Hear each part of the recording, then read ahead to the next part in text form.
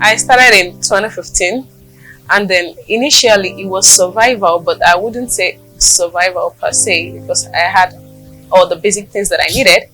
But I had a boyfriend, and then I got pregnant, and then of course I'm not going to say my pregnant. So I had to do hookup and then use the money for an abortion. So that was it. How do I feel? Am I maybe not happy per se that I'm doing this, but it has become a part of me over time. So when I said I had a boyfriend, it means that after the abortion, I broke ties with him. So that got out of the, that got cancelled. And then over time, yes, I've had relationships, and then this has not in any way affected my relationships. I don't do the hookup, day in, day out. It's not an everyday thing for me. So it doesn't affect my sexual relationship with my boyfriend. It means that I do not have sex with a man every day. Every day of the year. I do not see a future in hookup. But yes, I plan to stop, and then the plan has been honed. But like I said, over time it has become a part of me. So it's no longer about the money. It's something that I have to do to feel complete. It means that if I don't do it, I don't feel complete.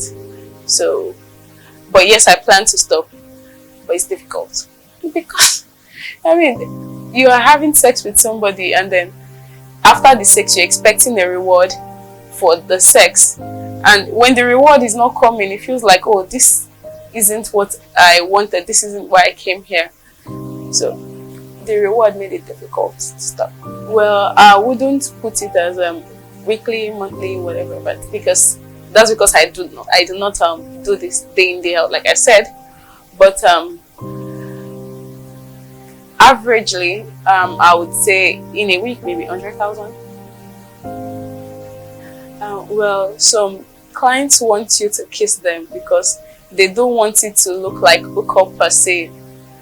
In a way, it makes them feel better about whatever it is that we are doing or involved in. So occasionally, yes, I do get involved. I do get to kiss, but for me to kiss, it means that I have to, at the very least, like something about the person. If I do not like anything about the person, to hell with your money, I'm not kissing you. So I had met him at a party, and then over time we go to chat and talk, and he's always asking me to come around, and I'm asking, okay, why am I coming around? What's the basics? What's the English? What's the need for me to come around? And then he says, oh, I want to, we should hang out, blah, blah, blah. Okay, I said, okay, if we're hanging out outdoor, let's do outdoor. And then he's insisting to meet in an hotel. Why should I come and meet you in an hotel if we're not going to end up having sex? And if we are going to end up having sex, you know my boyfriend, I'm going to be charging you for it. And then he says, oh, okay, how much do you want? So I asked, how much are you offering? Because I like to play open. And then he goes on to say 50,000 naira. And I said, okay. So we fixed a day, and then I went over.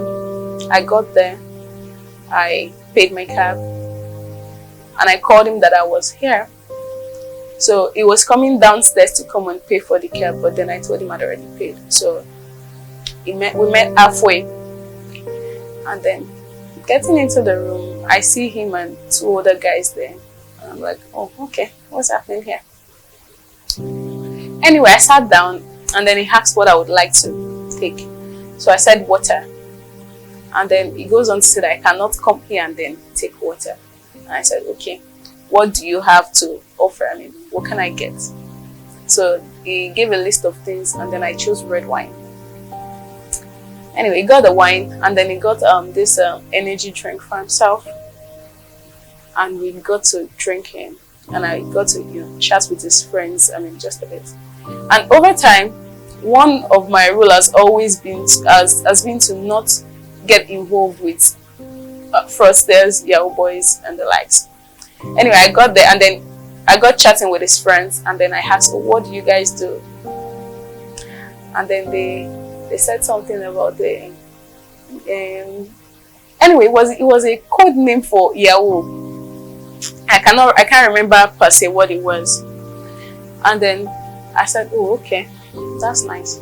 Anyway, I texted this guy that I came to see, and I was like, I don't feel comfortable that you are here, your friends are here, and then I'm the only female here. So he was like, oh, should he ask his friend to leave? I said yes.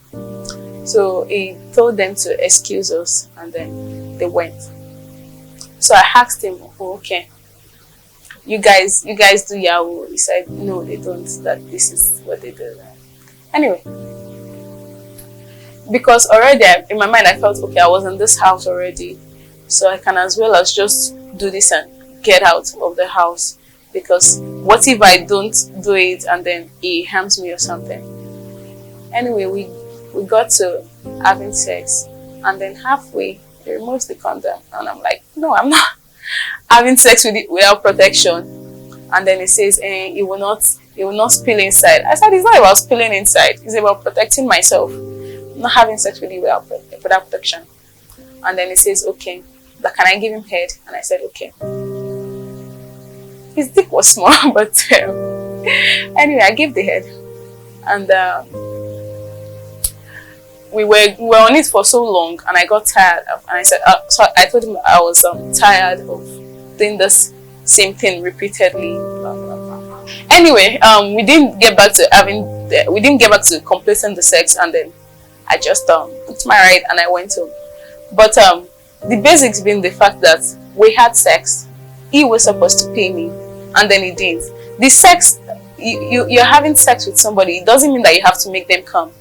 If they don't come, it's their business. Everybody wants for your come. Anyway, I felt hot, and then he said that okay. So when I was leaving, he said I'll send you account details. I'll send you something. In my mind, I was like, okay, I know that's not happening. Anyway, I left, and then several days after, when I remembered that, oh, this person didn't pay me. When I remember that this person didn't pay me, I was like, oh, okay, let me just send him a message to torment him. So I sent him a message, and I'm like, oh yeah, boy, how are you? And he was like, who is this? Because I sent message another number, and he was like, who is this? So I said, oh, okay, the girl you didn't pay. And he's saying, which one? And then I had to describe fully, and he was like, oh. Anyway, we got to chat a little bit, and then I insulted him small, just small, and I blocked him. Well, over time I've made friends from doing this job, because in reality I don't have so many friends, but because of the kind of person I am, and plus it's not just about hooking up, it's not just about having sex most of the time. So I've made friends over time from this, and that's enough for me. That's the basics of the whole thing. Have sex, enjoy the sex, make money. Well, I had feelings for one, but it wasn't love. So maybe a combination of lust and then extreme likeness. How about that? Of course, I mean, social media is the root of all of these things, though not the actual root, but it has helped to make connection easier. Well, on social media apps like Instagram, Twitter, though I'm not a fervent user of Twitter, but Instagram, Snapchat, WhatsApp, you must have known the person, because. But this makes communication easier, and then maybe what you post or things that your kind of comments dictate the kind of person you are. So it attracts the kind of people that you want to attract. Do you understand what I'm saying? So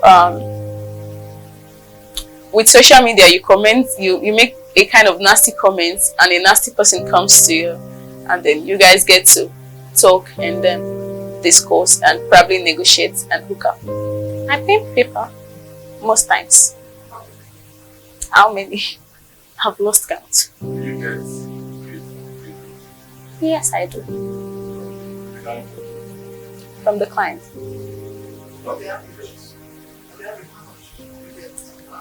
Well, it depends on the amount the person is paying, and depends on the kind of girl and the service that the person is looking to get. But on the average, 5,000.